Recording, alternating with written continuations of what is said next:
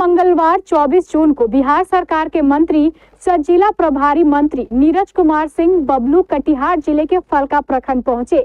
फलका प्रखंड पहुंचने पर मंत्री नीरज बबलू का जमकर स्वागत किया गया। नेताओं एवं कार्यकर्ताओं ने फूल माला से उन्हें लाद दिया। अपने संबोधन में मंत्री नीरज बबलू ने केंद्र सरकार की 11 साल बेमिसाल पर कहा कि सरकार जनता के हित में काम कर रही है और केंद्र की योजनाओं और उनके द्वारा किए गए कार्य को जन जन तक पहुंचाने के लिए ग्रामीण क्षेत्रों में लोगों से मिल रहे हैं।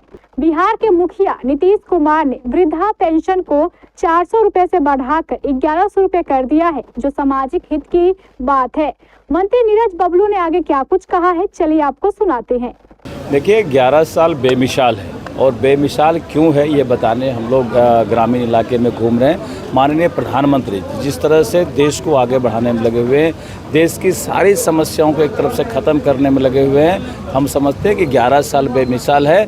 और जिस तरह से कभी पहले भारत विश्वगुरु हुआ करता था, हम विश्वगुरु बनने के राह पर हैं। आज हम आर्थिक स्थिति में अगर अपने आप को लाएँ, हम 12वें पौधान पर थे, आज हम चौथे पौधान पर आ गए हैं। और कई सारी बड़ी जो समस्याएं थी देश में, कई सारे ऐसे उलझन थे जिसको हमने ख़त्म किया। जो हम कहते हैं कि विकास के काम के साथ साथ जो सामाजिक काम होता है, जो धार्मिक काम है, उसे भी हमने बढ़ाने का काम किया। जो श्री राम मंदिर का मुद्दा था, जो वर्षों से अटका हुआ था, 550 साल से अटका हुआ था, उसको माननीय प्रधानमंत्री जी ने कोर्ट में जा कर के लग करके और उसे आज भगवान श्री राम को स्थापित करने का काम किया है। और विकास का सारा जो काम था उसे बढ़ाने का काम किया। धारा 370 हटा करके कश्मीर में कैसे व्यवस्थित करने का काम किया और आतंकी जो आतंक फैलाते रहते हैं उसे कैसे जवाब देने का काम किया।